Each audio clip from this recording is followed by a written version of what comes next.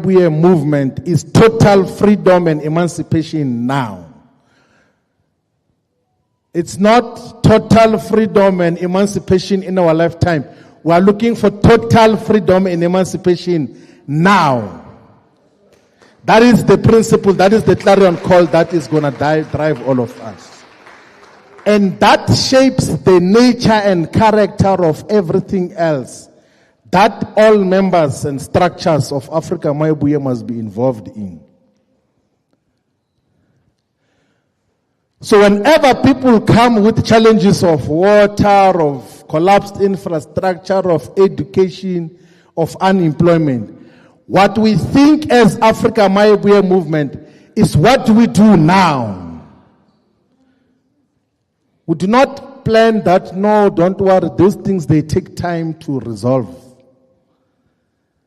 So the idea and thinking that must drive all of us is, what do we do manje? So it's total freedom and emancipation manje. That is the clarion call that drives all of us as to what do we do, even on areas where we cannot do anything, but we must have solutions now. There's no tomorrow. Everything else that has to be done is total freedom and emancipation now. That is the clarion call of Africa Mayibuye movement. And that is why in the introduction of the Restoration Manifesto, there is a quote by Amilcar Cabral, who says that always bear in mind that the people are not fighting for ideas, for the things in anyone's head. They are fighting to win material benefits, to live better and in peace, to see their lives go forward, to guarantee the future of their children now. So that is the clarion call that then deals with where we come from. Now, the first part of the Restoration Manifesto emphasizes what we have just emphasized now, which is to say that this document is the Restoration Manifesto. It is the founding document which gives political, ideological, and organizational compass of Africa Mayibuye movement. So a compass is a navigator. So compasses were used before the electronic navigators were there to say that this is the direction that you take. So the compass, the navigator of Africa Mayibuye movement is this Restoration Manifesto, which calls for total freedom and emancipation now. Inkululeko ephelele kanye nokukhululwa kwabantu manje. Tuhuluho yao kaofela lituholo hona jwale. Kuntsusheka kohelela sweswi. Tlholelo e tlamali tlabololo jwanong. Tuhuluho ya ho felela le go loga jwale. Mbofolo yo felelao na mvelapanda zino. Inkululeko leligcwele nekukhululwa nyalo. Inkululeko engcwele kanye nokukhululwa nyalo. Total freedom and emancipation, no. And then the last part, if I read, you won't believe that I'm saying the correct thing. Because it's in the because it's in the language, the Khoi language. And it emphasizes that this Restoration Manifesto is the product of the people. It is the resounding echo of collective wisdom forged in the trenches of shared struggle. A tapestry woven from the threads of communal dreams and unyielding resolve, born not from isolated egos but from the pulsating heart of the masses who refuse to bow to tyranny. It shuns the vanity of self-absorbed elites, those ivory towers dwellers detached from the blood, death, and sweat of real lives, and instead arises as the unfiltered voice of the oppressed, the blueprint carved by hands hardened from labor and hearts scared by injustice, demanding that Africa is restored to her true guardians. So that is the essence of the introduction. So comrades, we're going to talk to what is highlighted in each and every section of the Restoration Manifesto, so that all of us, we have an understanding. Then the next section that starts on page 5 deals with the question of where do we come from as a people, and paints a correct picture that before the arrival of colonial settlers, we were not sleeping on top of trees and under the rocks as the indigenous people of South Africa. We had order, we had organized systems. In the pre-colonial history, there is proper evidence that we were even involved in the extraction of mineral resources and also involved in global trade as well. And we have to emphasize this point because if you go to all the bookstores now, majority of the books that tell the history of South Africa, they start in the year 1652 when Jan van Riebeeck and the colonial settlers arrived in South Africa. So majority of history books that exist about the history of South Africa is not the history of South Africa. It is the history of white people in South Africa. So all the historicization of the history in South Africa is the history of white people in South Africa. So we are retelling it to say that before the arrival of colonial settlers, we had systems, we had governance systems. We knew authority. We were involved in subsistence farming. We were able to generate food. And we could distinguish between wild and domestic animals. That is the reality which must. And we must never ever believe that we only got to know civilization with the arrival of white colonial settlers. We were a people with order, with systems before the arrival of colonial settlers.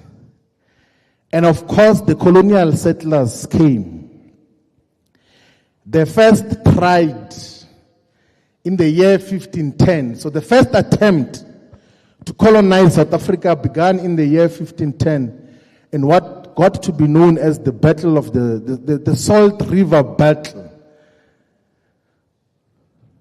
And the first attempt to colonize, to occupy this part we call South Africa today, was done by the Portuguese, because they were the dominant force in the world. So in their global trade from Europe with the Asias, they used to pass through the Cape and use the Cape as a stop station and then proceed to engage in different trade with the Asias. Then there was an attempt by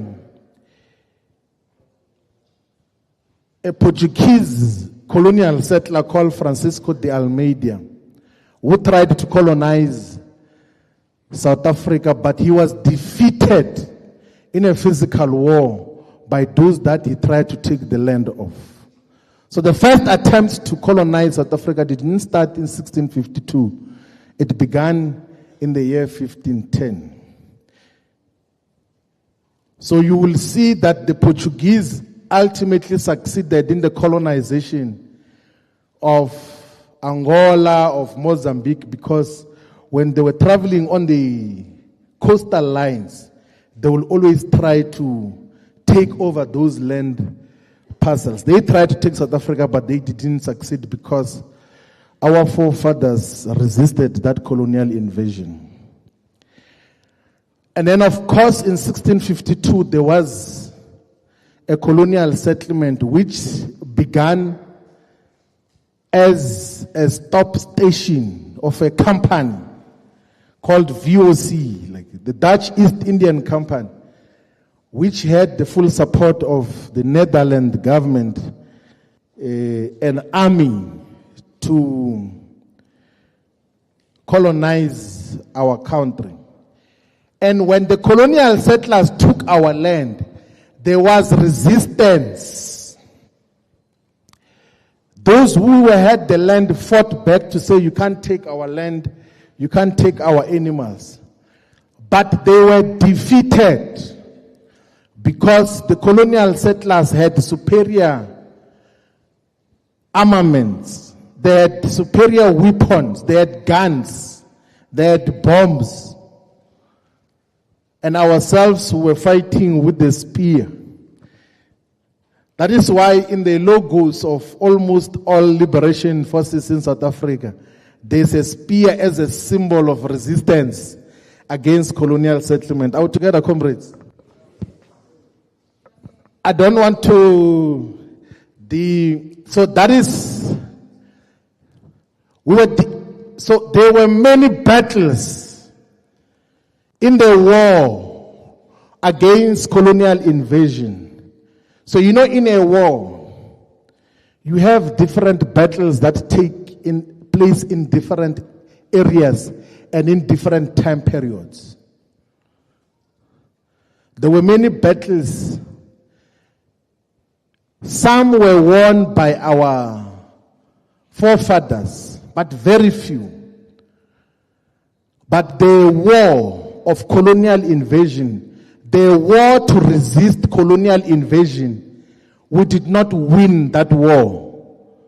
Our forefathers did not win that war. Those who tried to fight through organized political parties from the early 1900s up to this day, we have still not won the war. We are still a conquered and defeated people by colonial settlers. And how do we know that we are still a conquered and defeated people? We see that because of the landlessness. The land still belongs to the descendants, the grandchildren, the great-grandchildren of the colonial settlers and invaders. Majority of animals are owned and controlled by the descendants of colonial invaders. Almost all our precious and industrial mineral resources and metals are owned and totally controlled by the colonial invaders. We are still slaves in our own land. We are still suppliers of cheap and easily disposable labor to the colonial settlers and their descendants. So we are still a conquered people. So that is what the history part of the Restoration Manifesto deals with. And of course gives recognition of those that fought against colonial invasion, those that fought physically, those that resisted, those that surrendered their bodies were defeated. Those that tried to form political formations to resist colonialism also did not win. And we make mention of the fact that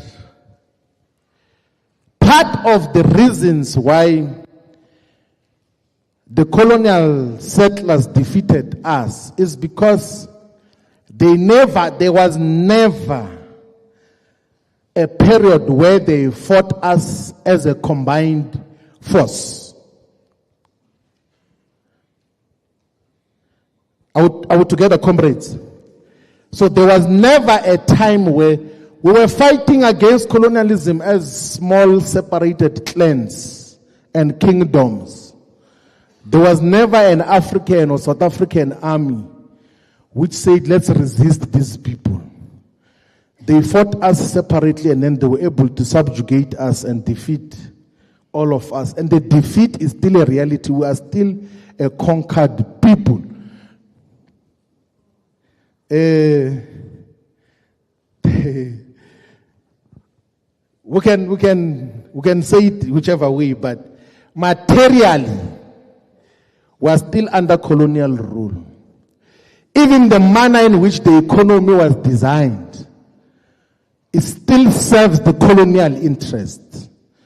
So if you check the railways, the infrastructure, not only of South Africa, of the entire African continent, all the rail projects move from the areas that have got mineral resources to the ocean to supply the colonial settlers and the colonial masters.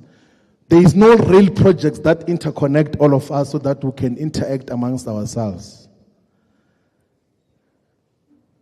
So the colonial economy is still a lived reality. And we explain that they fought with spears, and at some stage, after the arrival of the first colonial settlers from the Dutch, then the British came in. Then they annexed the whole of South Africa. And in the late 1800s, the Dutch settlers and the British settlers fought amongst themselves. They fought within themselves, like they had something they called the Anglo-Boer War. But it was not just Anglo and Boer warriors. There were a lot of black people who were co-opted on both sides, who were sent as mercenaries to fight the Anglo-Boer War. There are so many black people who died in the Anglo-Boer War fighting the war which has nothing to do with them. And in the year 1902, when the Anglo and the Boers settled, they resolved the war. They said, let us form a whites-only government and exclude these blacks. And then they started to write the laws of that country, and then they agreed amongst themselves that this new entity, which they are going to call the Union of South Africa, is going to be under British colonial protection. Are we together, comrades? So that they say that, yes, physically there were lots of casualties from the Boers, and the Dutch seem to be not interested in supporting the Boers. So let's agree that let's form a whites-only government, which is going to be under British colonial supervision. That is why the law that established South Africa in the borders that it has now was passed in the year 1909 as the Union of South Africa Act by the British Parliament in England. And then they were merging the two Boer republics, which was Transvaal and the Orange River Colony, with the two British colonies, which was the Cape and the Natal, to form what is called South Africa today. And that was a white-only government that excluded black people from participation, from meaningful participation. And the understanding was that this Union of South Africa is a colonial project of the British Empire. So the head of state of South Africa from 1910, when it was launched, was the King of England. And those that were doing administrative works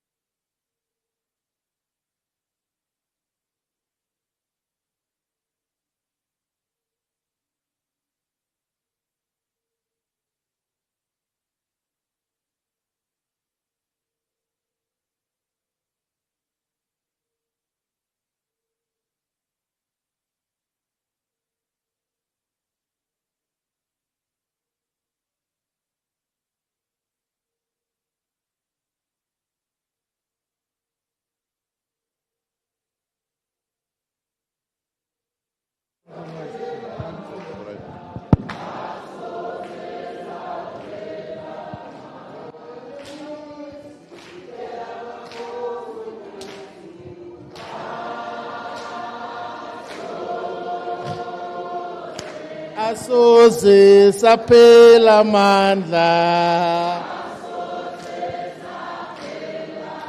asoze saphela mandla,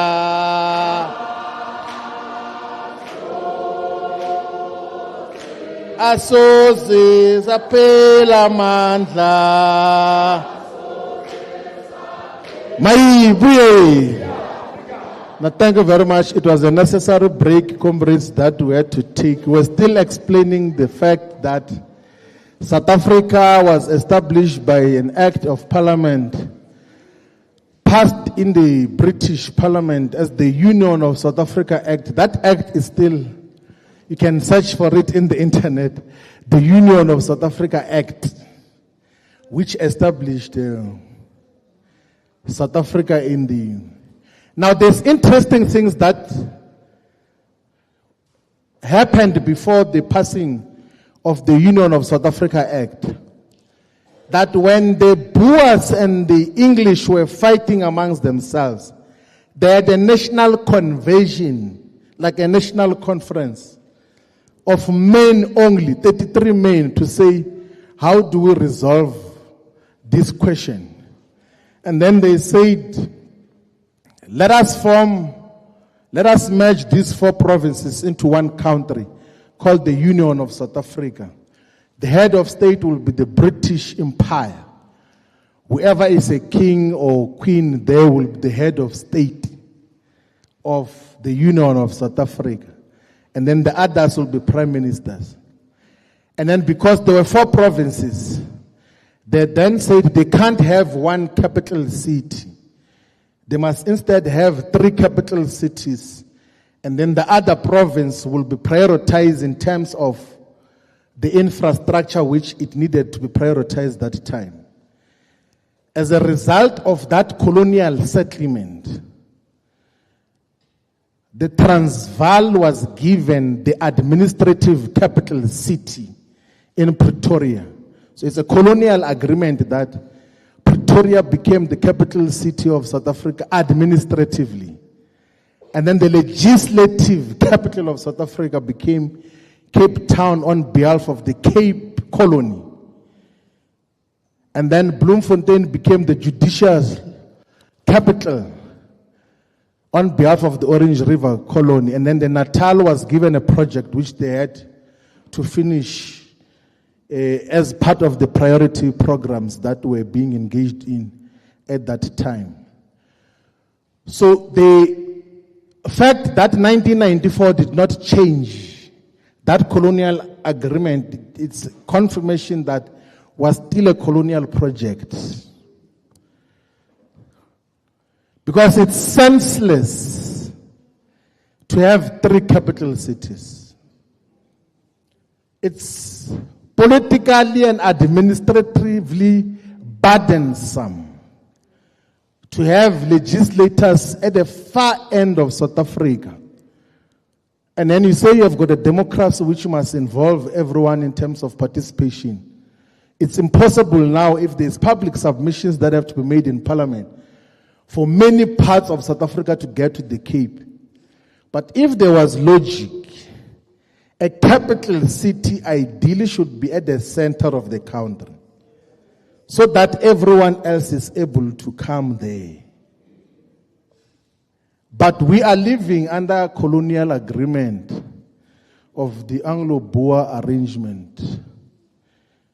So the reason why the capital city and the head of state operates from the union buildings, the union that is the Union of South Africa, as in the Union of South Africa Act.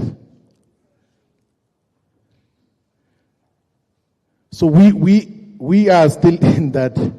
Then we narrate the history of resistance against the Union of South Africa. The first attempt, of course, was these traditional leaders and the black middle class, which said, let us found one organization to resist the colonial union of South Africa. So before the 1912 January 8 formation of the South African Natives National Congress, there were congresses in other parts of South Africa. In the Orange River Colony, there was an organization of the Free State Congress led by Mapikela. In the Transvaal, there was a congress led by Sifako Mahato. In the Natal, there was a congress led by John Langalibalele Dube. Then they started negotiations to then found the South African Natives National Congress in Bloemfontein, because Bloemfontein is central. So Bloemfontein is the most central city in South Africa. So logically, whoever was coming from whichever part of this South Africa, they then met in Bloemfontein to found the South African Natives National Congress on the 8th of January 1912. Which was renamed the African National Congress in 1923. Two important things to highlight about the formation of the South African Natives National Congress. It did not have fundamental objections to the Union of South Africa Act. It actually did not. So the ANC at formation did not object to the Union of South Africa, and including the fact that it was going to be under British rule. They were fighting for inclusion of some of the black people within the Union of South Africa. And this is not fiction, it's things that you can read in their foundational documents. They honored and respected the British royalty. Even when they sent delegations to England to ask for inclusion into the Union of South Africa, they will say, we are under your leadership, O King, we worship you. I'm fine. So at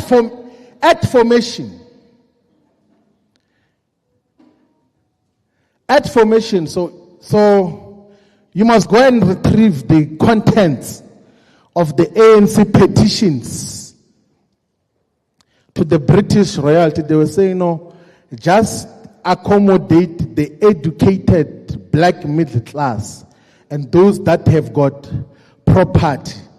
Don't include everyone, but some of us we speak like you, we sound like you. Maybe the ANC has achieved what it was founded for. Because it was never about the total liberation of everyone. Of course, with time, the nature and form of the struggle changed. So we then so comrades will explain that in the part of the history section that the struggle for our freedom and emancipation is like a relay race. So you know a relay race is what those young men from Botswana did in Japan in the World Championship. So the first one runs and hands over the baton to the next one. Then they take the baton to go to give to the other one. And then the last one runs towards the finish line. In the struggle for freedom, we take it like that we are not the originators of the struggle for total freedom and emancipation. We're taking the batons from those that fought with spears and were defeated. We're taking the batons from those that formed political parties. We're taking the baton from the generation of freedom in our lifetime. Now, comrades, since formation, the ANC was conservative and was always, by the way, even their conferences were opened by representatives of the colonial government. That no, we hear you about the crisis we have. We are aware that you went to Britain. There are some rules that we wish you well in your conference, but you must tell us what are your resolutions. That is what used to happen. But then the turning point in the struggle methods began with the generation that defined itself as the freedom in our lifetime generation of Robert Mangaliso Sobukwe, of Mxolisi Majumbuzi, of Nelson Mandela, Oliver Tambo, of A.P. Mda, of Walter Sisulu. That generation said that this method of fighting in respect and in fear of the colonial government must come to an end. Let's engage in confrontational battle of defiance first. Let's defy the colonial laws. Let's adopt a perspective that is going to articulate our vision and aims as to what type of society do we want to build in South Africa. That is why on the 26th of June 1955, the Freedom Charter was adopted, which said that South Africa belongs to all who live in it, black and white, and which also said that no government can claim authority over the people unless if it is based on the will of all the people. That was a radical departure. So and it also said that the mineral wealth beneath the soil, the banks and monopoly industries shall be transferred to the ownership of the people as a whole. And in that time, that was too radical to say, are you saying that we must all vote? That is too radical. That is why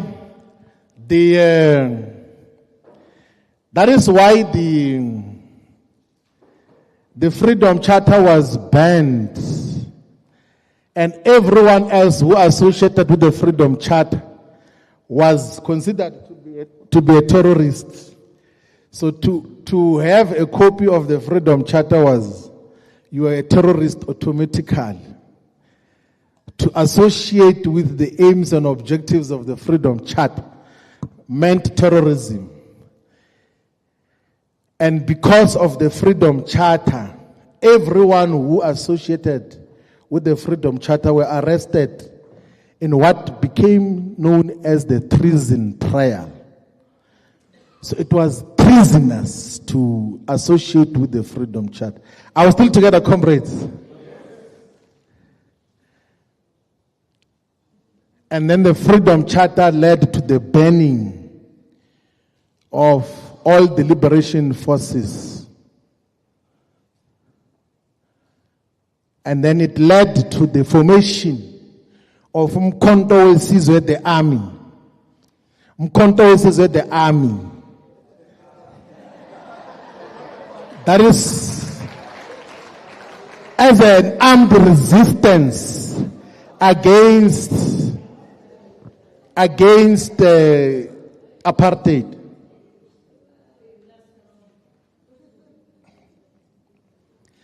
So we're explaining this relay race of who fought and what happened. But an interesting development as well, which the historicization or the history books, even of the ANC, conveniently suppresses, is the role that was played by the Pan-Africanist Congress of Azania and Robert Mangaliso Sobukwe.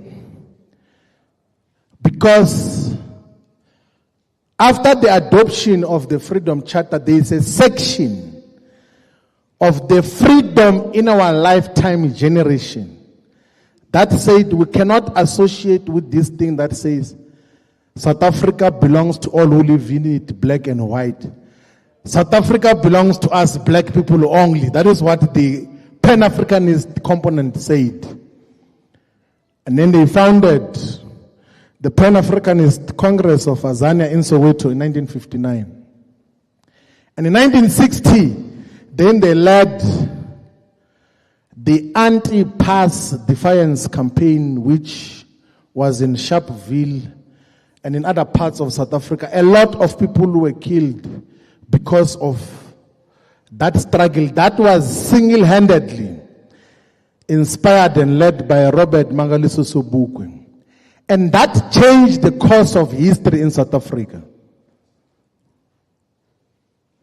That changed the course of history in South Africa. It led to the banning of political parties. It led to the formation of Umkhonto weSizwe, the army. And when all the liberation forces were suppressed, the voices that rose came from the Black Consciousness movement with the formation of the South African Students' Organization in 1968.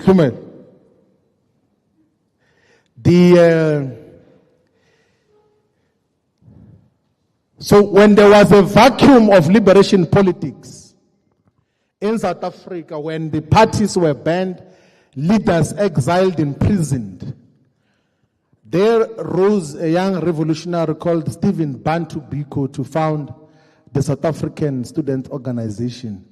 And from campuses, the Black Consciousness movement got to influence the whole of society in the struggle against apartheid and colonialism. Almost everyone who joined politics and participated in politics from 1968 in the early 70s, almost all of them were organized under the Black Consciousness movement. So that includes Halima Motlanthe, it includes Nkosazana Dlamini Zuma, Patrick Lecourt, all of those people who joined during that period. Who later on got to join the ANC, but they were first organized under the Black Consciousness movement. The Black Consciousness movement founded an organization called the Black People's Convention in Maritzburg in 1972 and elected President Winfred Khwari from Tabanchu. From Tabanchu, Winfred Khwari. Actually, when we spoke about Winfred Khwari, the founding president of Dr. Nuz, when we spoke about Winfred Khwari, the first president of BPC, one of the family members reached out to say, it's the first time they hear someone speak about the first president of the BPC publicly. And that conference of the BPC, then designated Stephen Bantu Biko as the lifetime honorary president of the BPC. But the most important thing that took place there was the adoption of black community programs. So the BPC says, yes, we are a political party who are fighting against apartheid, but what do we do now? Then they adopted black community programs on health care, on the economy, on creation of jobs now, on education. So if you go to King Williamstown, there is still a Zanempilo clinic which was founded by the BCP programs, the black community programs which were under the Black Consciousness Movement. And of course, the Black Consciousness Movement inspired the June 16 uprising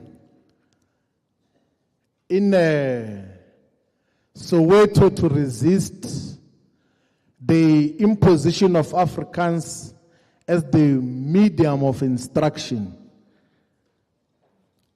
The June 16 uprising, which was condemned by the ANC, by the way. So the official statement of the ANC after the June 16 uprising was that these kids are reckless.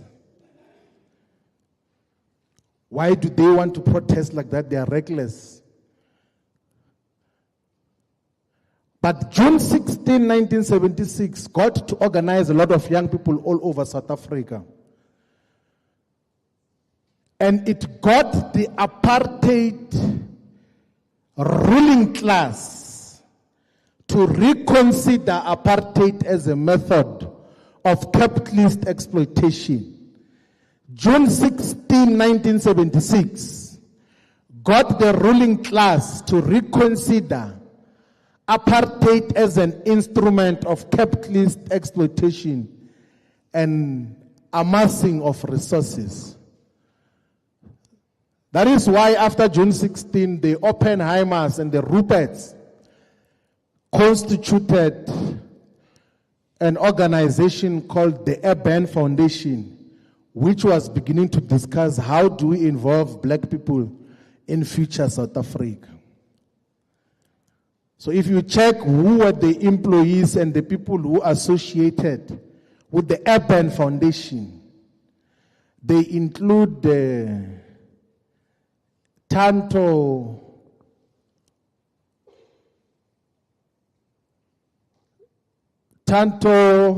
the first beneficiary of PEE, Tanto Montlan, but they also included the current president of the ANC.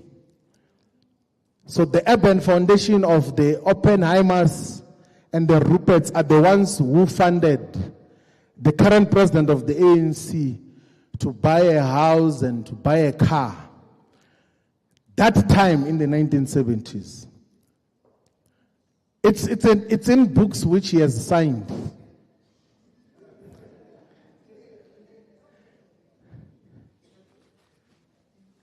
So when kids were being harassed by apartheid, he was applying for loans from the Oppenheimers and the Ruperts, and hobnobbing with them in terms of what got to happen. And we know, comrades, that the escalation of mass protest and everything has led to CODESA, which was the Convention for a Democratic South Africa to negotiate the transition. But in the part of the history, in the section which we are talking to here in the Restoration Manifesto, we acknowledge the role that was played by the workers. We acknowledge the role that was played by women in the anti-pass campaign in 1956. We acknowledge the role that was played by the churches, that as part of the colonial project was an attempt to make black people see God through white people or through whiteness. But we had forces that said we can't associate with that.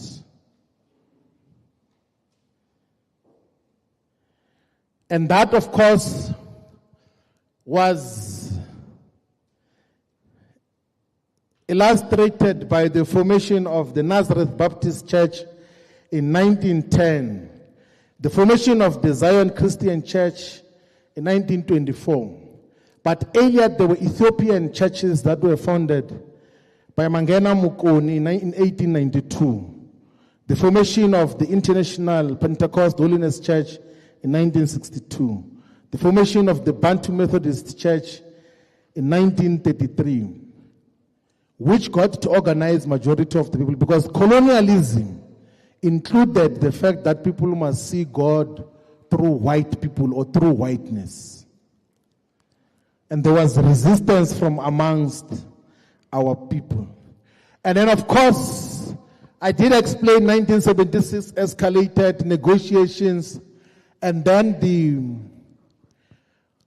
white capitalist system approached the ANC in exile to say, if we were to give you government, what are you going to do with it? And the ANC says, no, we're going to continue with whatever was happening there. Then they said, on that condition, we will give you government. Actually, in the year 1987, one of the senior ideologues of the Oppenheimers, Clem Santa, said that at the end of the day, negotiations should work, rhetoric must be dropped, and business must continue as usual. That is how the ANC went to CODESA. Even when F.W. de Klerk released Nelson Mandela in the speech in 1990, and other political prisoners, and also unbanning of other political parties, he said in his speech that we are going to negotiate on the foundation that capitalism is going to continue. Free enterprise will continue unabated, unchallenged in the contents of the speech. So the manner in which this transition happened was on conditions and foundation laid by the oppressors. That is why we have not won our freedom totally. We went to negotiate a battle that did not belong to us. So that is basically what and then of course, CODESA happened. What CODESA did was to compromise the liberation ideals of total freedom. They said, we're going to take political power, but we'll leave economic power in your hands. Even that political power, we don't want all of it. We just want part of the political power. Otherwise, yourselves, you must continue to work with us here so that you can teach us how to run government. The sunset clauses meant exactly that. That the ANC was babysitted by the apartheid government from 1994 when it took government onwards. And once they realized that this baby has grown according to the shape that we wanted, they said you can go ahead and do it by yourselves because you are doing it correctly.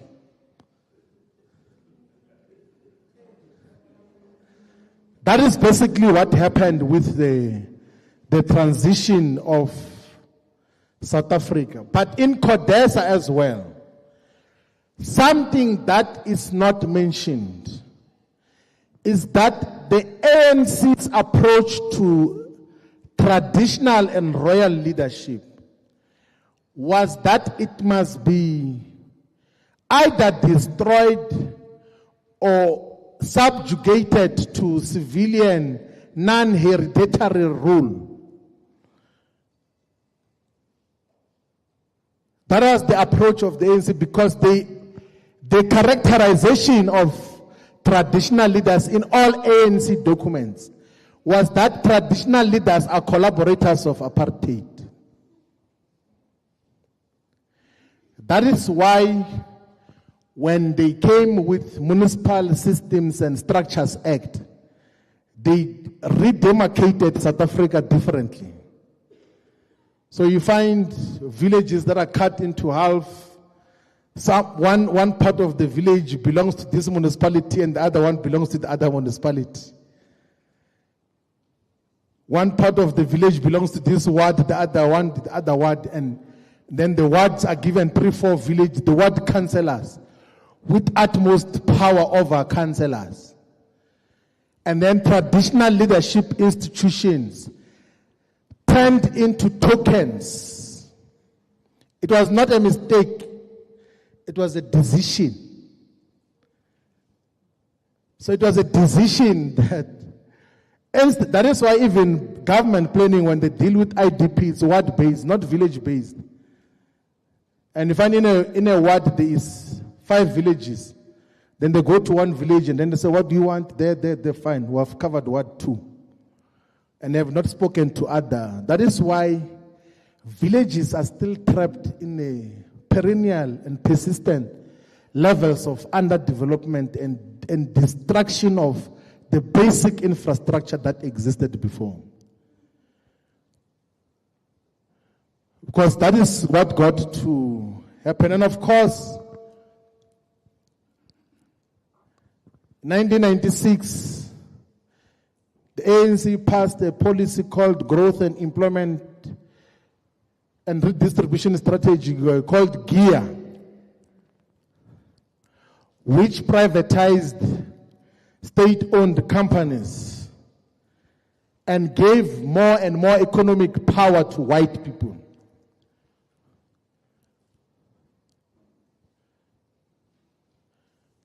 And since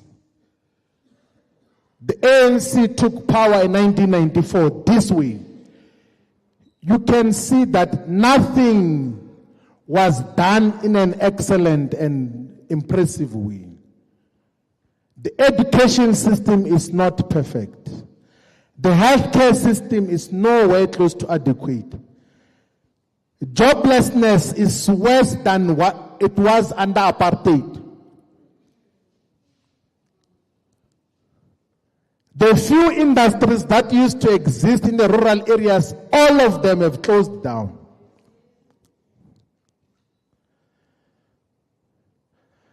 Public infrastructure is not maintained. The municipalities or the so-called municipalities that they've created are all dysfunctional. And that is what brings us to the next section of the Restoration Manifesto, the diagnosis of what is the problem with South Africa. And these come from the observations that came from the people. Now, comrades, we highlight that there is 100 issues that are identified there.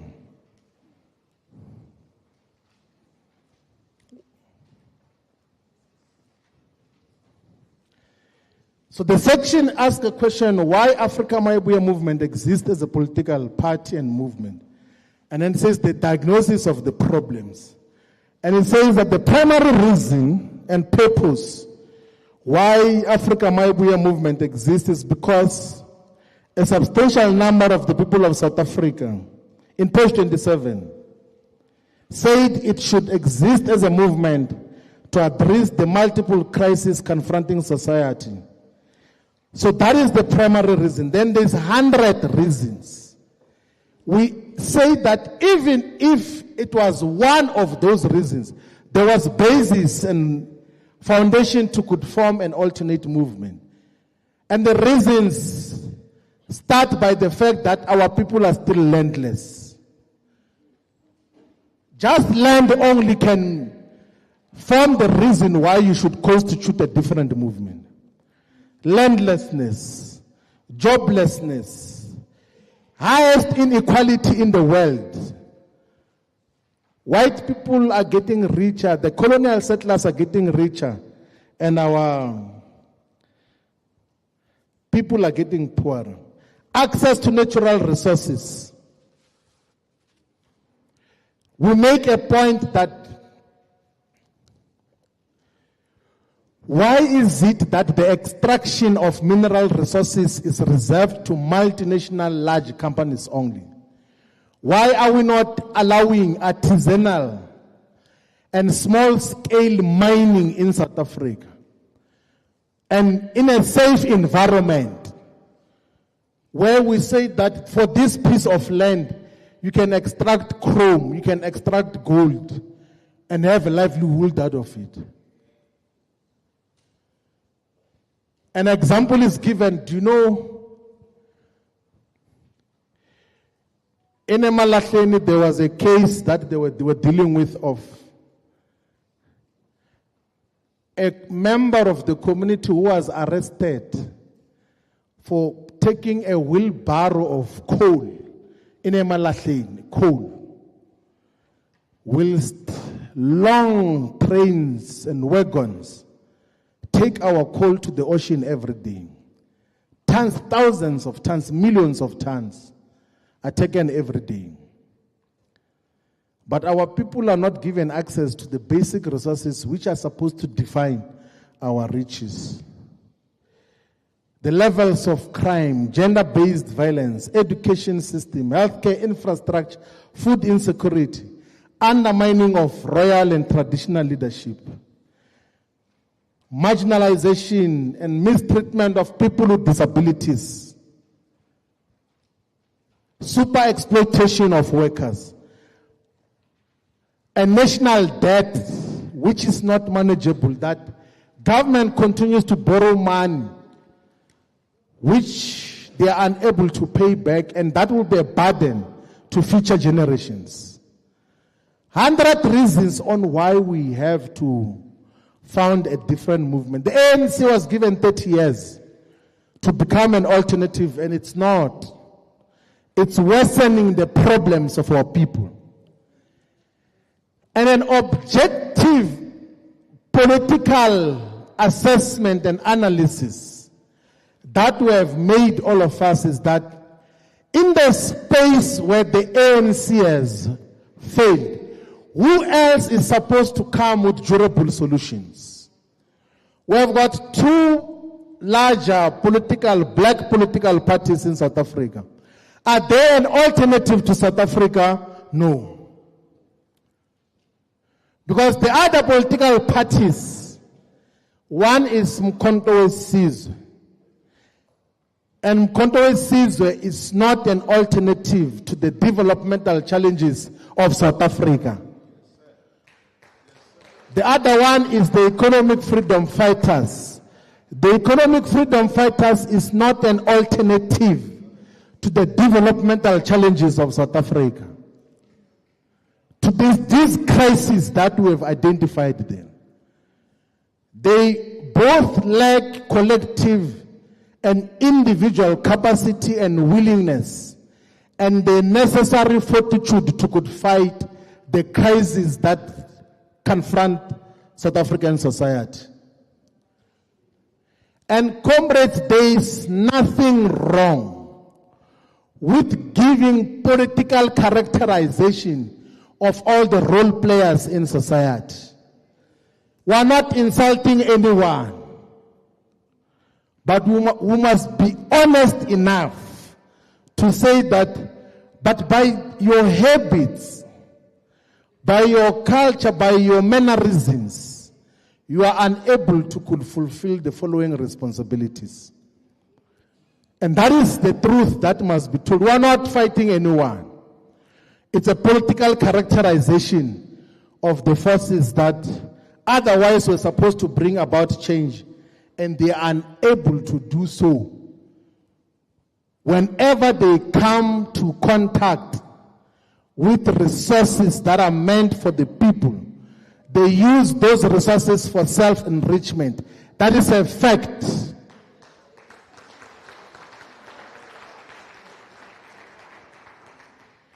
And we cannot have that. Now, what then becomes the Africa Mayibuye movement? Africa Mayibuye movement is a people's movement for total freedom and emancipation now. It's fighting for total freedom and emancipation now. One, this is the simplest part. It fights for total political freedom. It fights for total economic freedom. It fights for total cultural freedom and decolonization now. It also fights to build a developmental state, a capable developmental state, but it also wants to be and is a caring and responsive political organization. That can be difficult, and as leaders, we must be able to say, without even reference, that, look, the political power that is in the hands of black people is incomplete. We're fighting for total political power, for total economic power. We're fighting to build a democratic, developmental, capable state. We're fighting for total cultural emancipation and decolonization. We also are a caring organization because we understand our people as human beings, not as voters. We are not an electoral platform.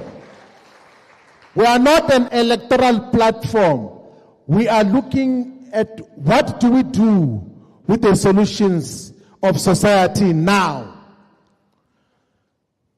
That is what defines the movement in terms of the issues that are there. And it explains what a developmental state is. It's not a difficult thing to understand. And then the core objectives, therefore, becomes one that Africa Mayibuye movement exists to realize the following: equal distribution of land to all the people, reallocating farms, urban plots, and communal areas so that each and every family has got access to decent housing, farming, and livelihood without barriers. Equal distribution and access to all natural resources and wealth, including mineral and marine resources. Increasing state ownership and participation in mining for public benefit. And sharing profits from diamonds, coal, fish stocks, and oceans equally amongst all the citizens. The other objective is full industrialization and ability to produce all the goods and services for domestic and global consumption. Building factories to manufacture clothing like shirts and shoes, electronics such as phones and computers, vehicles including cars and buses, food products from canned goods to beverages, construction materials like bricks and steel, agricultural tools such as tractors and implements, and services ranging from banking to tourism, creating self-reliance and export strength. That we are also aiming to achieve full and holistic decolonial education and training for all the people of South Africa, where no one must exit secondary education without a tangible skill.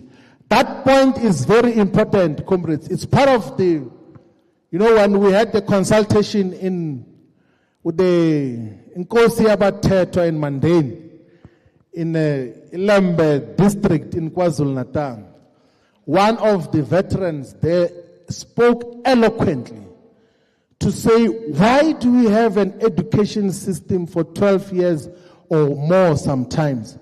And whoever leaves that education system does not know how to do anything. What kind of education? Well, at the age of 19 or 20 or 21, you have been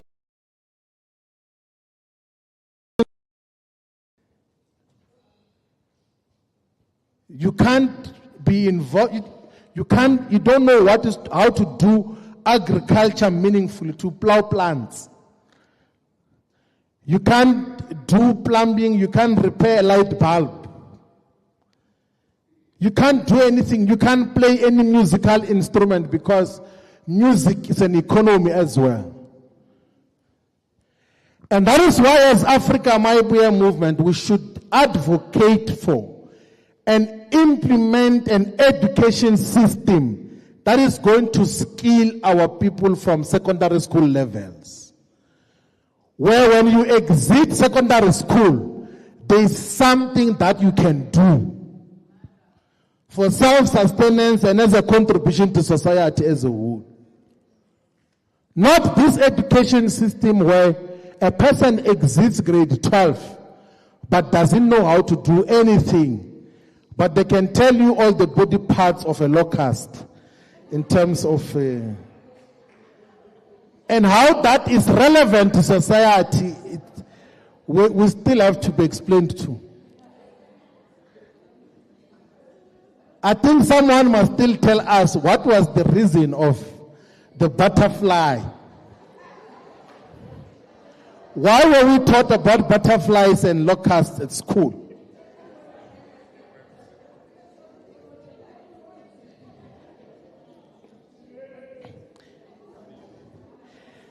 And part of the objectives, comrades, is full investment and utilization of technology to improve our lives, agrarian reform, full employment, that we are going to create jobs for everyone, including those that are above the age of 35. Because that is what the people said to us during the consultations. They said jobs must not just be for those who are below the age of 35. It must be for everyone. And there must be proper paying jobs. That is what Africa Mayibuye movement exists to realize. And what are the principles that guide all of us? We're guided by the principle of Ubuntu, the principle of honesty and respect, that we must be respectful in all our engagements. In all our deliberations, we must be respectful. We are not going to insult anyone. And no leader of Mayibuye is going to throw insults on our behalf. We will engage robustly. We can't tell lies as an organization. The other principle is sound and superior alternatives. We must always offer practical and innovative solutions. The other principle that guides all of us is collective prosperity. By the way, you have got political leaders, even veterans, who say that there must be others who are rich first, the rest we'll see later. There is one who wrote an article, he used to be head of state, he said, no, let's accept that we can't be rich, all of us. Let us allow others to be rich first. He wrote an article about the Tawambeki. We can't associate with that. We are for collective prosperity. The other principle that drives all of us is black economic solidarity. Black economic solidarity meaning that let's support each other as black people. We spend majority of our money giving to other people, particularly to Caucasians and descendants of colonial settlers who take our resources every day. The other principle is women economic empowerment, purposefully doing so.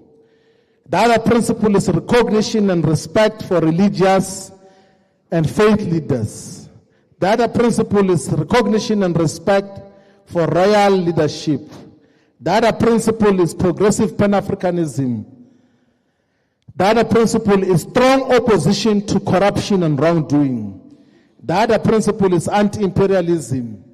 That by the nature of our existence, we are driven by progressive internationalism. That is why in our logo we have got the red star. The red star in the logo of Africa Mayibuye movement represents progressive internationalism. So even if the only thing that you are wearing is the red star, progressive forces in the world will know that you represent progressive internationalism. So the 5 spikes in the star represents the 5 continents. And this is the star that was used by Vladimir Lenin, by Che Guevara, by Thomas Sankara, by Fidel Castro, by all the revolutionaries. Just the star already communicates a message that we are together with the progressive internationalists of the world. You will know, comrades, when we deploy you in parliament and then we take you to international bodies in the future, that naturally forces, progressive forces, will drift your direction once they see you with the red star. That is what we represent as Africa Mayibuye movement.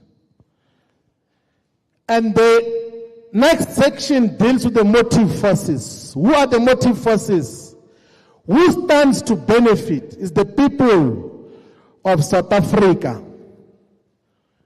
The people of South Africa are the primary motive force in the struggle for total freedom and emancipation now. How do you gauge that? As a leader, as a member, as an activist, as a deployee of Africa Mayibuye movement, whenever you participate in a political discussion that is about to pass a budget or a policy, or it's about anything, the question you must ask and be able to establish is, how are the people going to benefit out of this thing?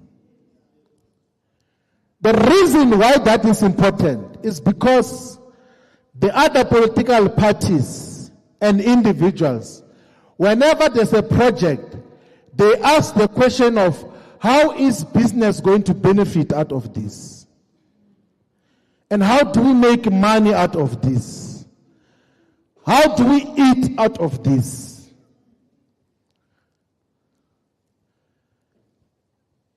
Now, as revolutionary activists of Mayibuye, we ask, how do the people benefit out of this? And once we are satisfied that the people are going to benefit out of it, then it's a program that we can associate with. So the primary motive force is the people, those that do not own the means of production. Africa Mayibuye movement is not an instrument in the hands of the capitalist class. We are not a committee that manages the common affairs of the ruling class. That is what the Restoration Manifesto says. In terms of all of those issues. And what does Africa Mayibuye movement seeks to do? The functions and rules. So we have already defined the aims and objectives. So aims and objectives is what you want to see society like at the end. And then the functions and roles is what you do towards the end. Are we together, comrades? So in the functions and roles, part of the functions and roles includes the attainment of political power. Getting political power in Africa Mayibuye movement is not the ultimate goal. The ultimate goal is to have a society where we live in harmony, in peace, in collective prosperity, all of us. And for now, we get to that through political power. But political power is not the end goal. Are we together, comrades? There are political formations and individuals who think that getting political power is the ultimate objective. To us, political power is the means to the end, is not the end. And that we must understand, all of us. Someone says when we were discussing in the officials that if these objectives that we have of full employment, of full industrialization, of no crime, of collective full prosperity. If all of those objectives could be achieved through a church, we're going to found a church and support a church. If we're going to achieve that through an NGO, we're going to take that route. But now the objective can, we believe for now, has to be attained through political power. So we have to fight for, in terms of, and that is how you must understand all these issues. If you think every day that all you are looking for is political power and the rest shall follow, you are going to neglect the immediate interest of the people. You will think, no, wait for us to go into political power. Whenever people come with problems of what, you will say, no, leadership, don't worry, when we get into office in 26, we'll resolve your problems.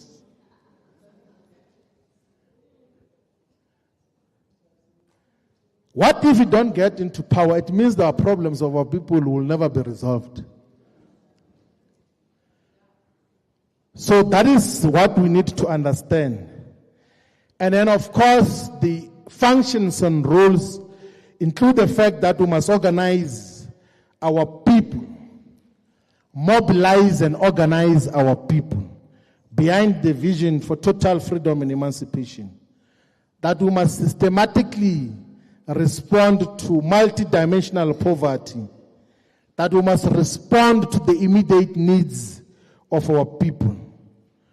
And of course, we must mobilize and organize our people to contest and win elections. And we must integrate traditional and royal leadership into meaningful governance and society. All those objectives are there, all of us and everyone else who reads that, you will realize that you will have clarity of what role is expected of you as a member, as a leader of Africa Mayibuye movement. Now, the second section that comes deals with the immigration question. And it says, Africa Mayibuye movement does not support undocumented immigration. This position stems from a deep understanding of the complexities facing our continent and a commitment to building a united Africa where every citizen thrives within structured legal frameworks. Undocumented immigration poses significant challenges that undermine national sovereignty, economic stability, and social cohesion. And then there is reasons that are outlined as to why we are opposed to undocumented migration. But the Restoration Manifesto also says that in opposing undocumented immigration, Africa Mayibuye movement will never associate with those who deny other people access to basic human needs.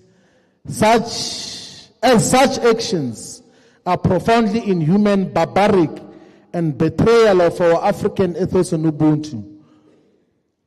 To withhold food, shelter, and medical care or dignity from any human being, regardless of origin, is an abomination that revives the cruelties of apartheid and colonialism, where people were treated as disposable.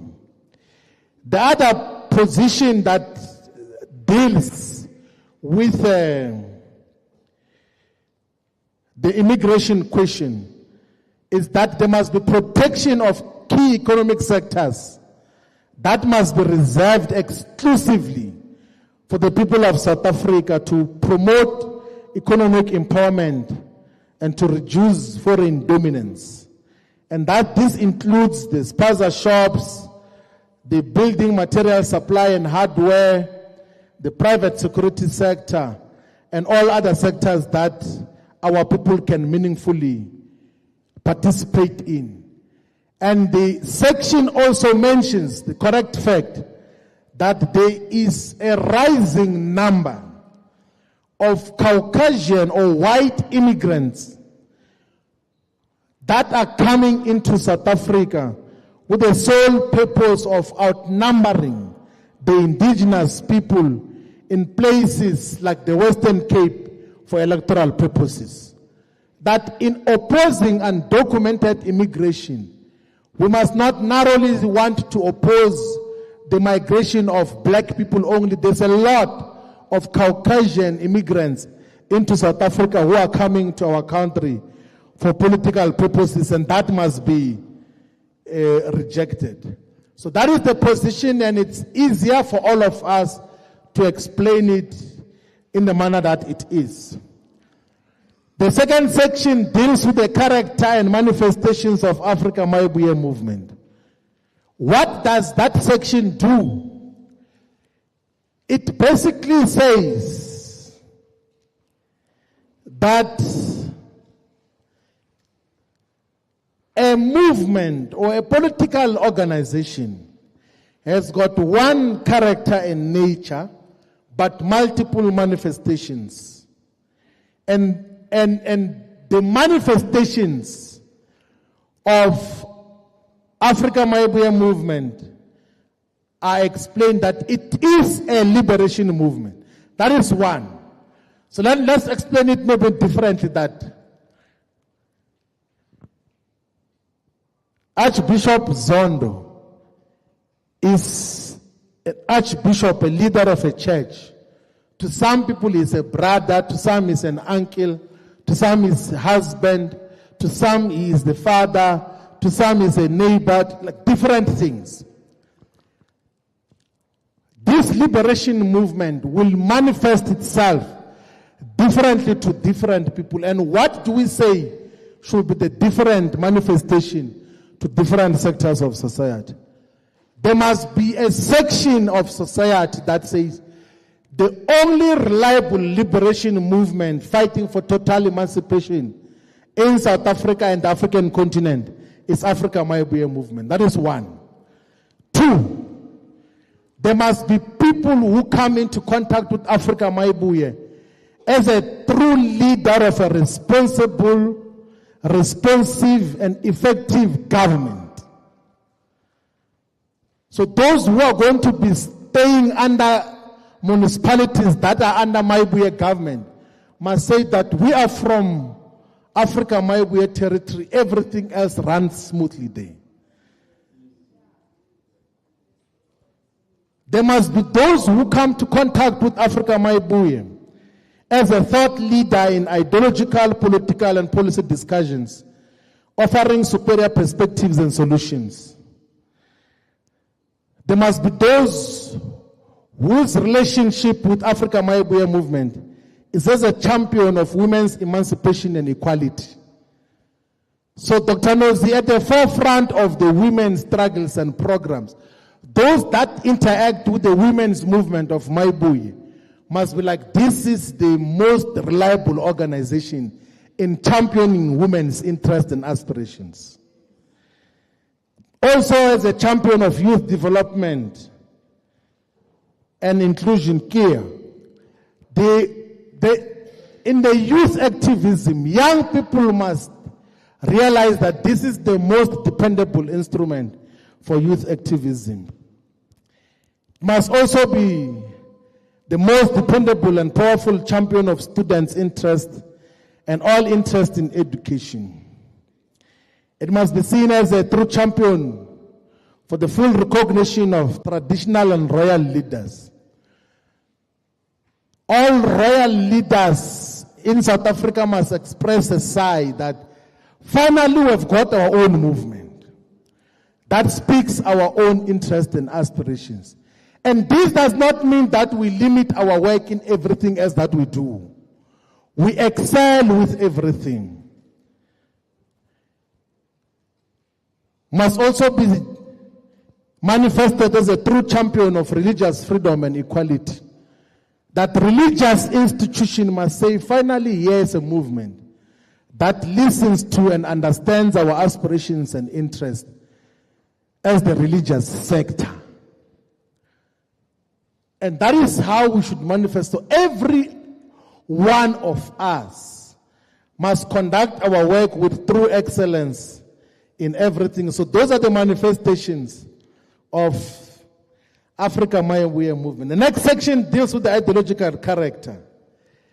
The summary of what is the ideological character of Africa Mayibuye movement is in paragraph 155, which says, the Africa Mayibuye movement is driven by scientific socialism, a framework that analyzes society through materialist lenses to achieve equitable redistribution of resources and power.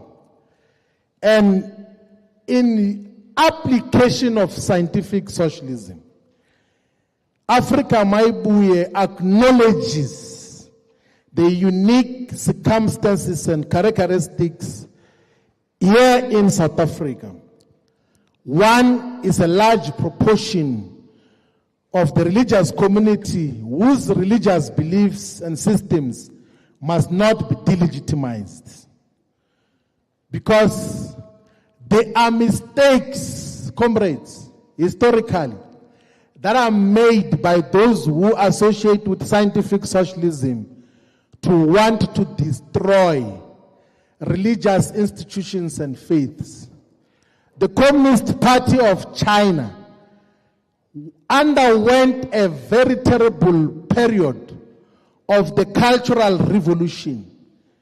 And they had to convene a special conference in the 80s to revise and regret the mistakes of the past, which included the senseless destruction of religious institutions. And we can't fall into the same trap as far much more advanced revolutionaries, scientific socialists who have got the benefit of history as to what was done wrongly before. The other recognition that is given is the existence of traditional and hereditary leadership in South Africa. The other recognition that is given is the combination of the class, race, and gender in the dynamics of South African society and politics. We will, and this might sound very complicated. It's not. We will, when we intensify on political education, we'll realize the simplicity of what this means. Because all of us in Africa Mayibuye movement are going to have the same levels of political and ideological comprehension and understanding. It might seem like it's not possible now, but with persistent work and proper ideological training, all of us are going to have a correct and proper understanding as to how we interpret and define the past, the present, and the future as to how we move forward. And then the next section deals with who are our friends here in South Africa.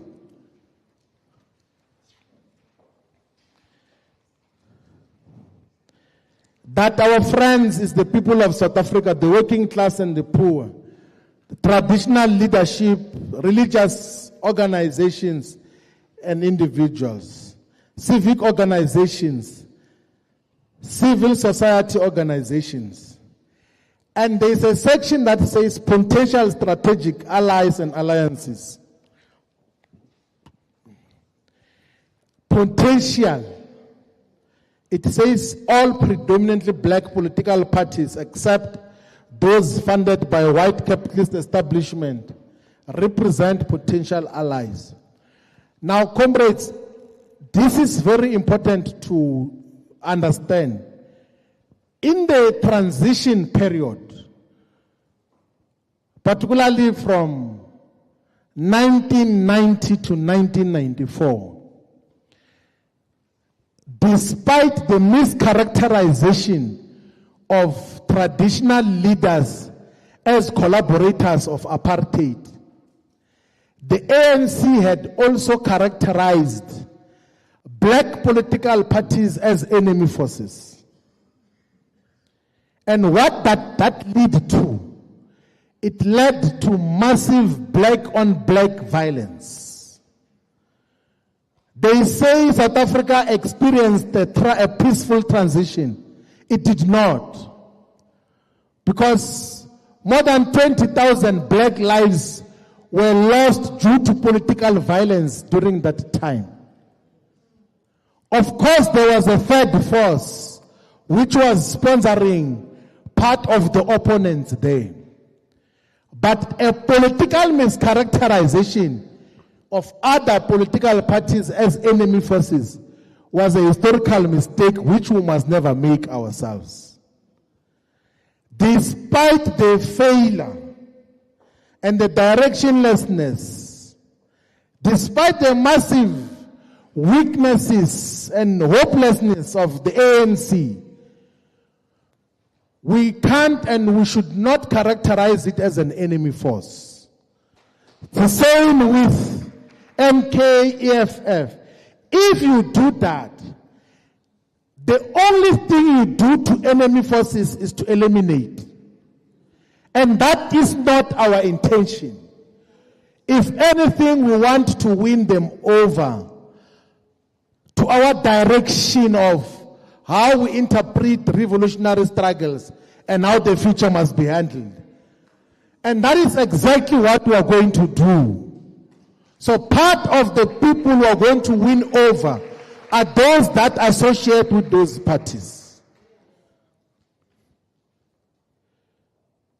And this is very important to understand, because on the ground, you will find comrades say, no, we want to expel the chairperson, deputy chairperson, because the deputy chairperson was seen working with an ANC council, an enemy.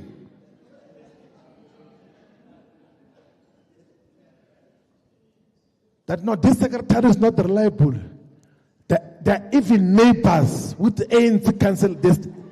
Neighbors, they stay together. Attended the funeral. And by the way, comrades, what I'm saying happens in other political organizations. It happens in other political organizations where they say, no, this is an enemy force because it's a neighbor of a councillor of the ANC. Where they say even that, no, the wife is employed by the municipality. How can you trust such a person? That is not going to be our politics, must never be the politics of Africa Mayibuye movement. And that is what all of us must appreciate in terms of, if anything, we exist to win over, because in any way, those organizations, all of them, are going to disappear naturally. The ANC is going, even if we are there or not there, the ANC is gone. The less said about the others, the better, because that is, we don't want to talk about. And then globally, who are our friends? Globally, the primary friends, those that we defined with everything, is the alliance of Sahel states of Mali, of Niger, and Burkina Faso. Those we defined with everything. So you don't get excited as a member of Mayibuye and then you say, yeah, but Captain Traore is a dictator. He's not a dictator, he's a revolutionary leader. And we will defend with everything. Those are our primary friends. All progressive African countries that do not support neoliberalism are our friends. All the African countries in the diaspora are our friends. Haiti is our friend. Bahamas is our friend. Trinidad and Tobago is our friend. Jamaica is our friend. So those are the countries that we associate with. The People's Republic of China is our friend. The Progressive People's Republic of China is our friend. And many people think that China's friendship with the African continent only began in the recent past. In the 1970s, without demanding any cent from the African continent, the People's Republic of China was able to build a 1,860 kilometers rail project from Zambia to Tanzania, because the nearest port which Zambia could access was the one in Tanzania, as the only liberated zones in that period. Zimbabwe was still under colonial rule. South Africa was still under colonial rule. Mozambique was still under colonial rule, but the Chinese built a rail project, 1,800 kilometers, called the Tanzania-Zambia Railway Authority, TAZARA. It's still in existence. With their own resources, lives of the Chinese people were lost, contributing to the development of the African economy. Even the type of infrastructure that is being built now by the Chinese is not similar to the colonial infrastructure of taking minerals to the ocean. It interconnects the African continent for increased intra-African trade. So the People's Republic of China is our friend. The Russian Federation is our friend and strategic friend. Cuba is our friend. Cuba at any given point has voluntarily trained a lot of our medical practitioners in primary health care. In all the 11 medical schools in Cuba, you will find South African students. We have got a deeper appreciation of primary health care and how it should be approached. Palestine and the people of Palestine who are facing genocide are our friends. We are not friends of Israel. And we know that there is genocide in Palestine done by the apartheid, racist, Zionist state of Israel. We are not speaking in forked tongue about that. And we associate with those that said now in the UN General Assembly that there has to be a defense mechanism to defend the people of Palestine against Israel. There has to be a defense mechanism that all of us should associate with. The colonized people of Western Sahara are our friend. We associate with the politics of Polisario Front. The people of Algeria, which is supporting Polisario Front, is our friend. The people of Belarus are our friends. The people of Indonesia, you must listen to the current president of Indonesia. He was speaking yesterday in the UN General Assembly. Very clear, is our friend. All the countries that are in BRICS are our friends. And all the countries in South America are our friends.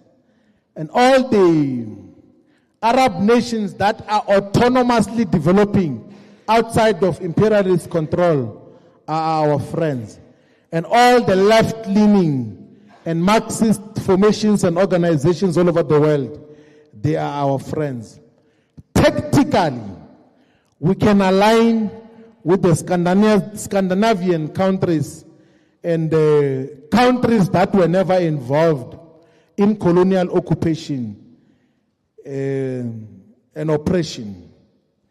And our opponents in the world is all the erstwhile colonial forces and those that are still involved in neocolonialism. The next section, comrades, is dealing with the section on what is to be done. It gives programmatic issues that have to be attended to in the immediate. One is the National Convention, which we spoke about in the beginning, to found officially an organization which would have been enriched by the perspectives of everyone. Two is the establishment of Africa Mayibuye movement in all provinces with capable leadership that represents all sectors and interests. Also, we have to establish ourselves in all the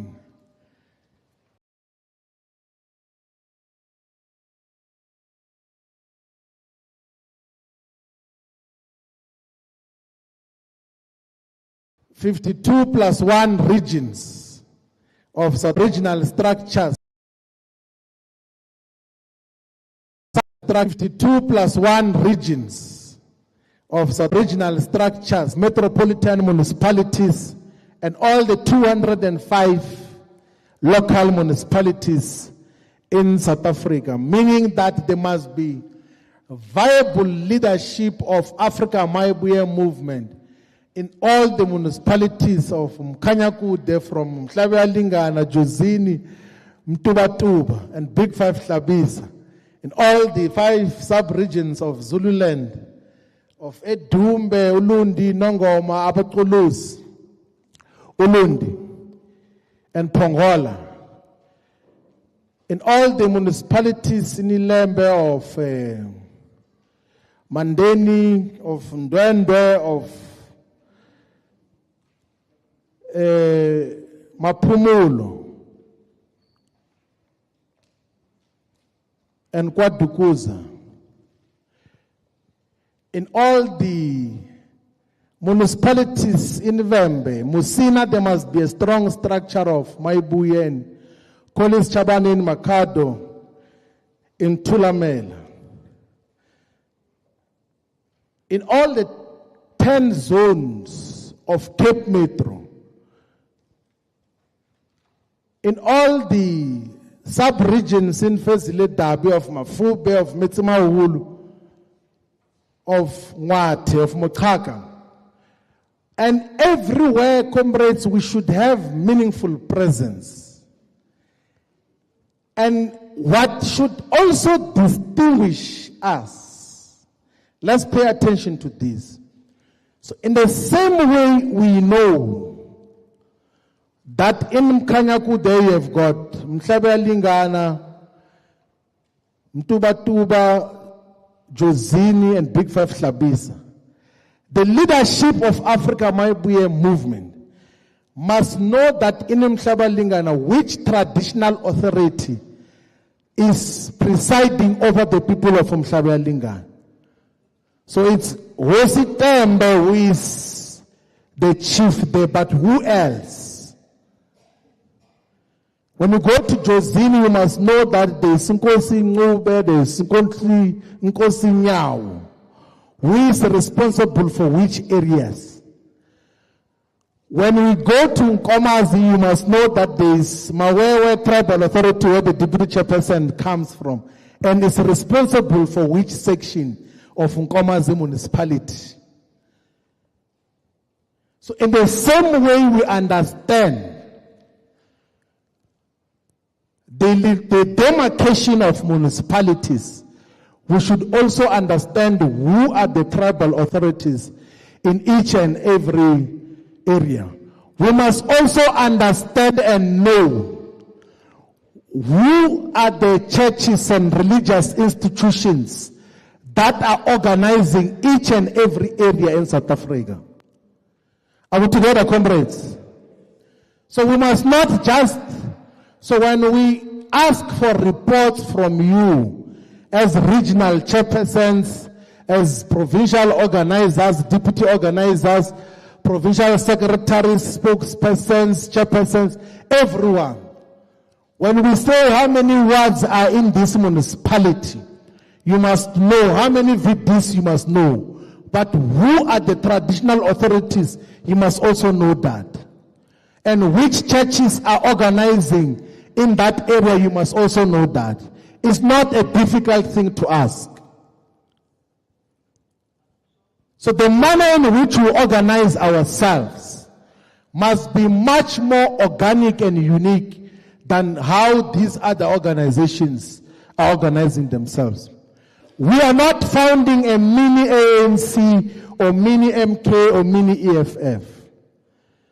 We already have identified the problem and crisis that CODESA neglected traditional and royal leadership.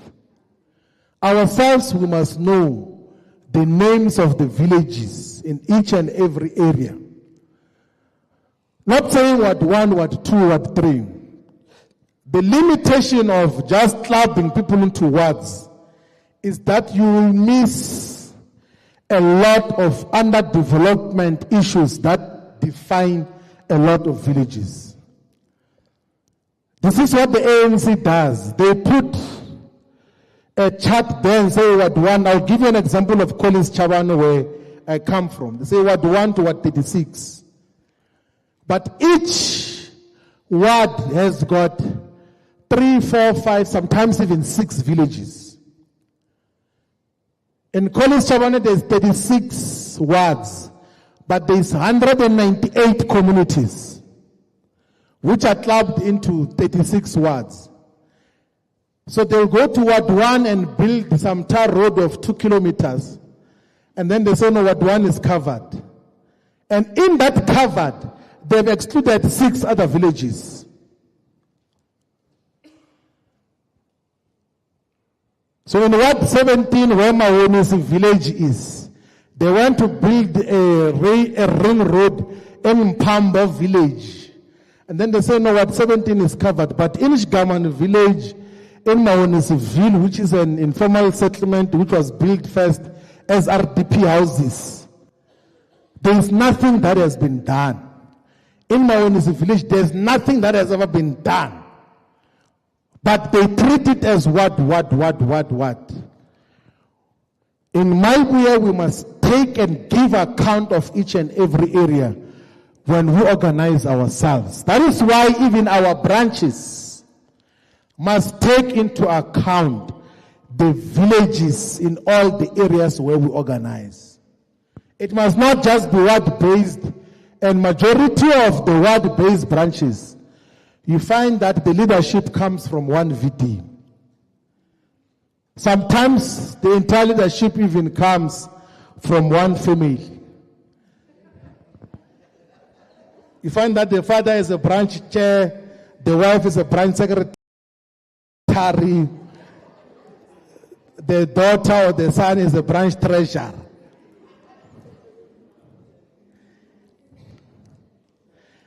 And then part of what has to be done, we need to expand the work of Mayibuye medics. We must invest optimally our resources and energy in growing the Mandahashu Workers Union of South Africa, MAUSA. So, in the items of the provincial leadership, of the regional leadership, you must care to know what is the state of MAUSA in your region. If they've got members and they've got activities and programs, and how we support MAUSA. We should expand the social assistance programs. Everywhere. Social assistance programs is not a function of head office only. It must be a standing item in all meetings of the organization of what do we do now? Some of the interventions do not need money. You can discuss and say, what do we do for our community now?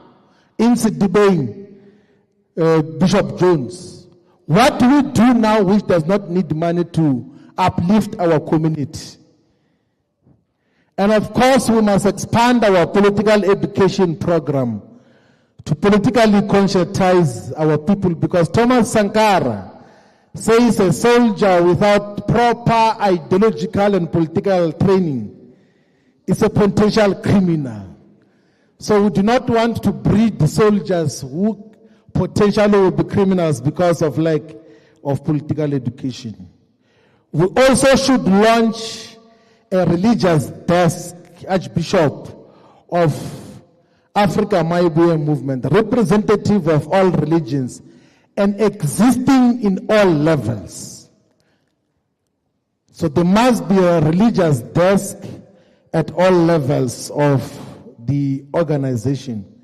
And we should consolidate the relationship with all the traditional and royal leaders in all the communities where we come from. So what we said earlier, it must not just that you only know who the traditional chiefs and paramount chiefs and headmen are. You must also have a relationship with them and have a program to interact with them. We must build adequate internal media capacity. So we need a solid media capacity and we should have a consistent publication of Mayibuye Journal. And we should build relationships with other progressive forces in the world. And we must prepare to govern South Africa, because that is exactly what we are going to do as Africa Mayibuye movement.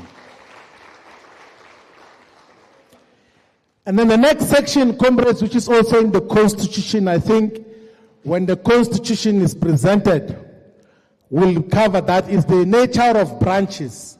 That branches must be involved in work of communities on a constant basis. That they must be organic, they must not just be complaining instruments. There must be instruments of action in all the areas. And then the last section that I'm speaking to now speaks to the type of leadership that we want in Africa Mayibuye movement. What are the attributes and features of leaders in Africa Mayibuye movement? Number one is that we want leaders with revolutionary commitment. You must be convinced that there's going to be change. You can't want to lead and every time we take a corner you say, this thing is not going to go anywhere. This thing is collapsing. If you are doubting the potential of Africa Mayibuye movement, be honest enough and say, I don't want to lead now, I'm busy with something else. One thing that is for sure is that Mayibuye is going to rise into power. And the manner in which the organization is being purposefully shaped is that it will never rely on any of its individual leaders.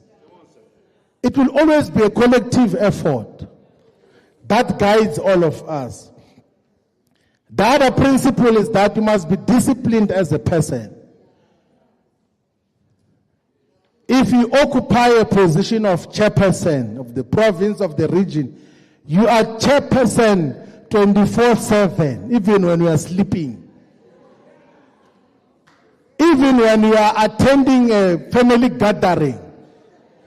Even when you are together in a closed door with your spouse. You are still the chairperson. Everything else that you do must represent that this is a chairperson. You can't take leave from yourself. Everything else that you do must represent the movement. And everything else that you say and do in private, you must be able to own up in public.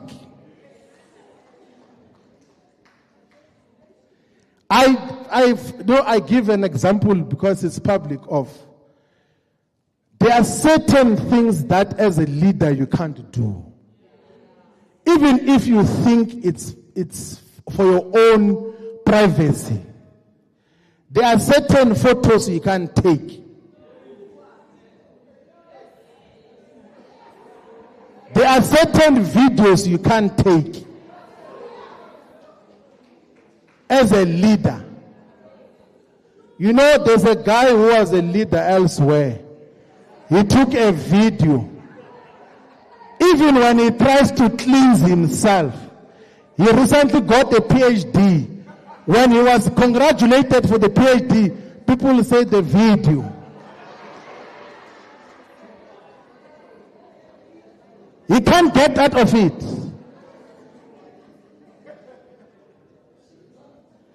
And that is what society knows that person for. The video. They are not interested on what is the topic of his PhD.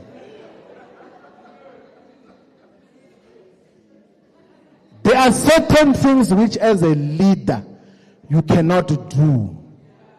Because everything else that you say and everything else that you do, you must be able to own up in public. I think there's a Bible chapter about that, Archbishop, that says everything else that is done in secret will be revealed.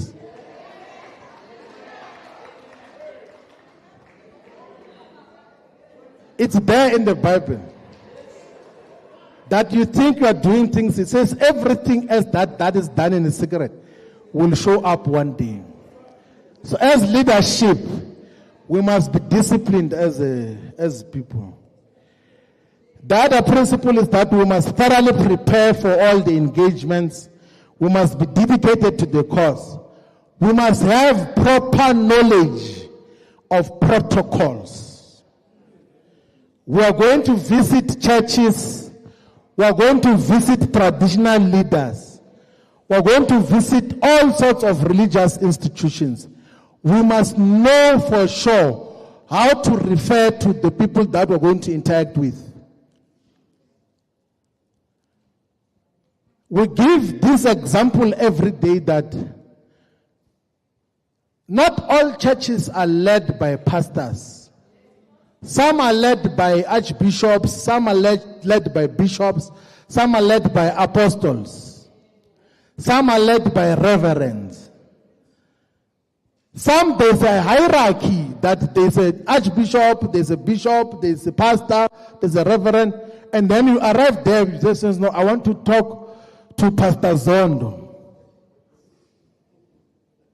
And you are about to address his congregation. Already they will never listen to you. We must know the correct, even of traditional leaders. So the titles which are used in where you come from are not applicable to the whole of South Africa. You must know that there is certain references that are used differently. So even if you are from KwaZulu-Natal, you know that in Nkosi so and so, but in the Eastern Cape they say Kumkan.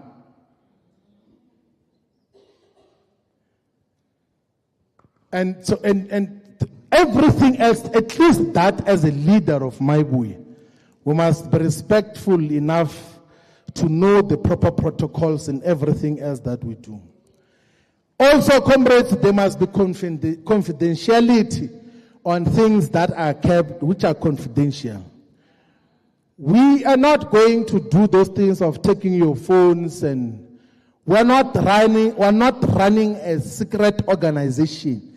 We are not a secret society, but there are issues that are internal that must be kept internal. You don't, after every meeting, you pick up a phone and call members of other political parties to download everything else that we're discussing. We are not going to tap anyone's phone. We're not going to try to micromanage anyone. There's not going to be running the organization through an iron fist of intimidations and that. But as a self-respecting person, you must know that there are issues that are internal. If we want to communicate, we will communicate those issues. But what is the purpose of picking up a phone and call people and say, no, this is what is happening in the organization? You know, I'll give you a practical example that Sunday World is owned by David Mabilu. I know David Mabilu since I was in the Youth League. And I know the people who run that organization. I was a spokesperson before. So if information is leaked, I know immediately who leaks the information. and who did they call and everything else. But we found people already who were going there to say the National Convention was postponed because of money and what. I'm like, what is the purpose of that? So there's nothing that we will not be able to know as an organization. But as self-respecting leaders, if you have got a problem with the organization, find an excuse and say, I want to be busy with something else. We will gladly accept that you are busy with something else. And not become a spy or become an infiltration. And it's not like there is anything that is going to destroy the organization. Nothing. We are not a secret organization. We are not an underground movement. We are a revolutionary movement that wants to contest political power and remove the ANC from power. And it's not a secret that we want to overthrow the state in its current form. And we're not doing that secretly. Everyone else knows that we want to overthrow the state. And we also want to replace all these fake black political organizations which claim to be revolutionary when they are not. Our politics, our conduct will reveal that these other organizations are not genuine about the struggles of our people. So that is the message that and the reason why we purposefully say let's open some of the sessions is because we want to disable this thing that someone will go say, guess what they're saying about you? Because it's an open revolutionary movement, which is not run through some unexplained secrecy. The other principle that must guide all of us is the principle of collective leadership and respect of democratic centralism. Collective leadership means that even when you think the decision you are going to take is correct, you must check with the people that you work with. You can't be a provincial chairperson. You take decisions and the secretary of the province is shocked about your decisions. If you have got genuine convictions that the names that you are going to propose for a region are correct names, you must subject them to the collective. And not just write the list and then you submit and then those that you work with, they do not know anything about that. Those structures that we have constituted are whole structures. They are full structure. So there's a chairperson and deputy chairperson of Mayibuye in the province, and secretary of Mayibuye in the province or in the region. So when there's a chairperson, you can't say, no, I'm the chairperson, this one is my deputy, that one is my secretary. They're not your secretaries and the deputies. Those are secretaries of the organization.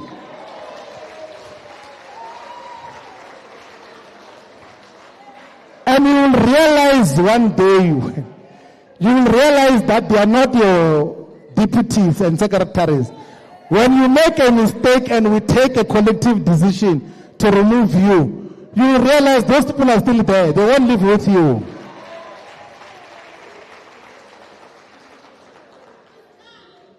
That is the spirit of collective leadership that we must all of us embrace. Also, we must have the courage to speak in a meeting. I don't understand myself when we discuss issues in the meeting and when we leave. No, President, we wanted to raise some issue with you on the side. We just from a meeting where all of us were supposed to speak. What other issues must come outside? We must speak in the meeting. And we must be meticulous in planning. And we must speak in a convincing and effective way. When you are deployed to go and represent the organization, you must know all the facts and you must go and speak with conviction. Because sometimes people can say, we thought Mayibuye is coming all right, but this one who was speaking there.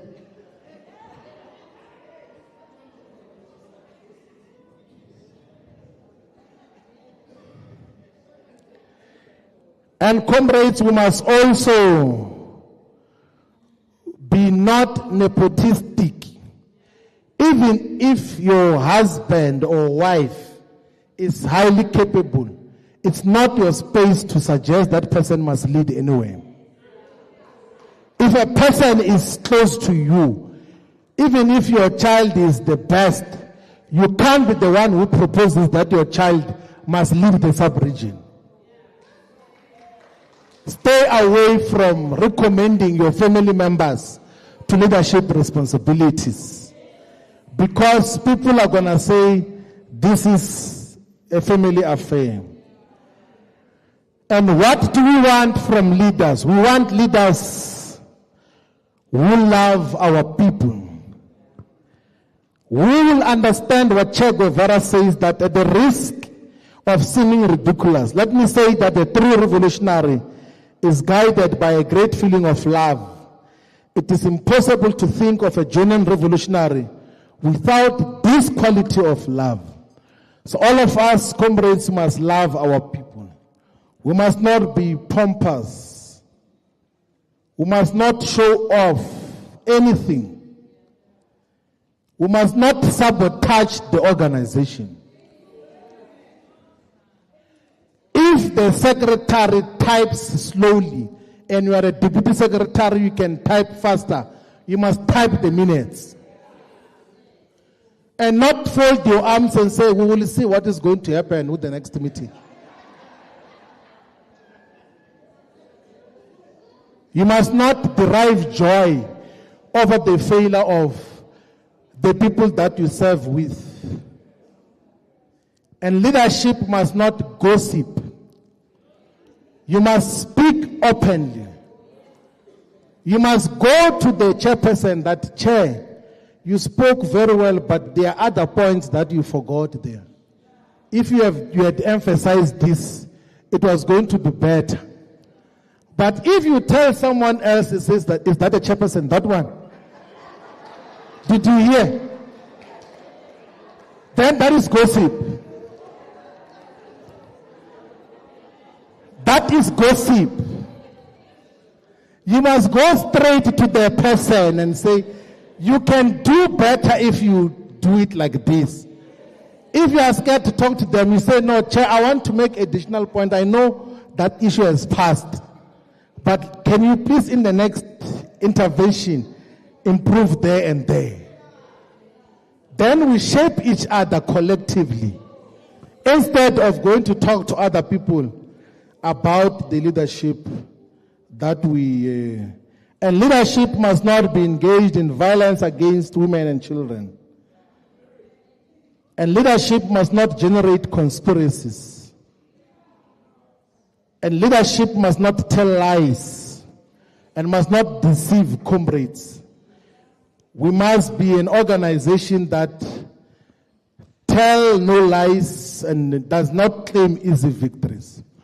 All of us, comrades, are going to be given responsibilities.